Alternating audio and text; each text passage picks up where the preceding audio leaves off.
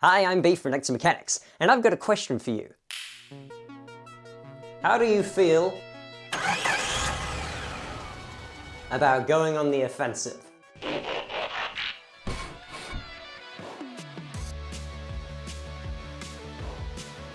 That's right, my custom 3D printed Optimus Prime, who everyone has said looks more like the Skybound version than the G1 cartoon, has finally been given the cannon arm upgrade. This cannon arm upgrade works with the base files. You can just undo the mushroom peg and slot it right on. This is still fully articulated and color separated for ease of printing, and yes, it can still transform. This is accurate, I swear. So, if you like what you see and you want to purchase the files yourself, then you can check out the link down in the description below to my cults page, which will even have a how to assemble video all bundled together. Otherwise, I'll see you next time. Farewell!